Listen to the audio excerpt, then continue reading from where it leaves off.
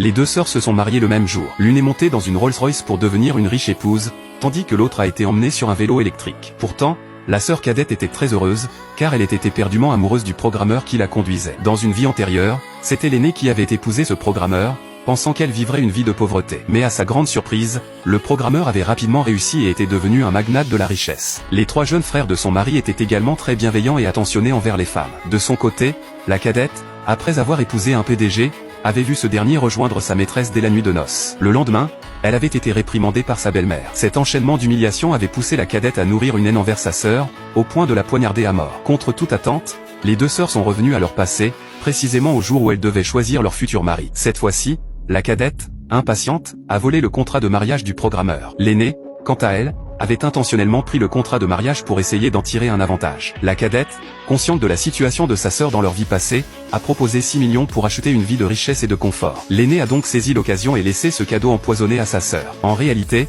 la vie passée de l'aînée était encore plus misérable que celle de la cadette. Son mari, qui se montrait comme un gentleman amoureux devant les autres, était en privé un homme pervers. Il avait même autorisé ses jeunes frères à l'envoyer accompagner des clients lors de dîners, et il l'avait lui-même livré à ces derniers. Revenir à la vie lui avait donné l'occasion de changer son destin. Puisque la cadette voulait tant ce mariage, l'aîné lui avait volontiers cédé. Le jour du mariage, les deux sœurs ont réalisé leur souhait en épousant les hommes qu'elles avaient choisis. Cependant, lors de la nuit de noces, alors que la cadette essayait de se rapprocher du programmeur, Chen Xuyuan l'avait repoussé. La cadette s'était retrouvée en proie au doute. Mais en pensant à l'aîné qui affrontait sûrement la maîtresse du PDG dans leur maison, elle ne pouvait s'empêcher de se réjouir du malheur à venir. Tout comme dans la vie passée, la maîtresse avait appelé le PDG. Pensant que l'aîné accepterait la situation avec grandeur d'âme pour éviter de suivre le chemin tragique de la cadette, cette dernière fut surprise. L'aîné avait décidé de ne pas se laisser faire et de se battre pour son propre bonheur.